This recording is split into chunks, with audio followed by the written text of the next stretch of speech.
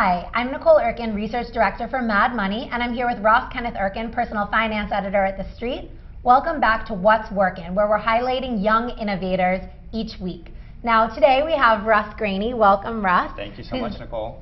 Thanks for coming. He's the co-founder and CEO of Aidin, which helps connect patients in hospitals to post-acute facilities like nursing homes and beyond. So tell us, Russ, what is your company, why is it important, and why are you so passionate about what you do? Yeah, so Aidin is a healthcare technology solution for hospitals to use that helps them get patients from the hospital bed into the continuing care that they need post-discharge.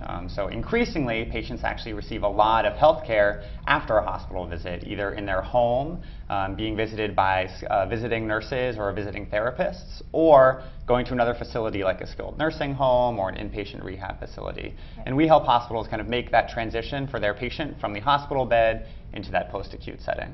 And in particular, you've mentioned that going through some of this on a personal level inspired you to found the company. What kind of experience did you have, and why did you see that there was this need? Yeah, so I mean, just prior to founding Aidin, I was actually working in private equity, and one of my investments was in this space, so I learned quite a bit about the world of post-acute care, as it's called. But really what was the call to arms, if you will, was going through this experience personally with my uncle. My uncle had early onset Alzheimer's, and in the last couple of months was constantly in and out of the hospital, to a nursing home, to home. And going through that experience with him and my aunt in the hospital bed, and understanding just how few resources there were available to patients, and how much time and energy it took hospital staff to discharge a single patient was really alarming, and was really what led me to join up with my founding team to build what's eventually become Aidin.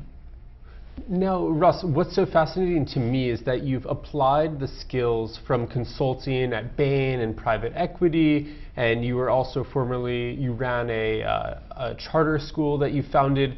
I'm curious, how have you applied those skills to medical technology? Yeah, I think that the opportunity to build Aidin has brought in a lot of my previous experiences. My work at Bain and in private equity was really tantamount to understanding the industry and making sure that we're building a solution that really fits into the current ecosystem. So we actually work with hospitals, we also help these post-acute providers, and then finally, and really importantly, we interact with patients.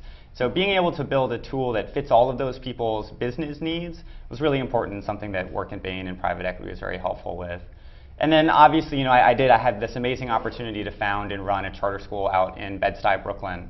And doing that was amazing, not only for the impact that it had on me and hopefully on the community there, but also the experience of building something from the ground up is a really unique experience. And I think ultimately doing that was what got me hooked on entrepreneurialism. And so that's really what got me into this world and excited when the opportunity for Aidin came up.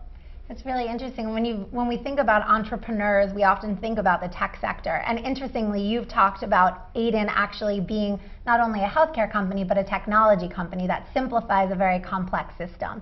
What does that mean? Yeah, so I think healthcare technology, as a lot of us know and probably experience on a day-to-day level at the doctor's office or in hospitals, there's a lot of room for improvement in technology, and a lot of the advances that we've seen in the world of consumer technology haven't really fully been applied to healthcare yet. So our approach is, we have deep healthcare industry knowledge and experience, and you need that to understand the complexity of the workflows and the different incentives that all these players have.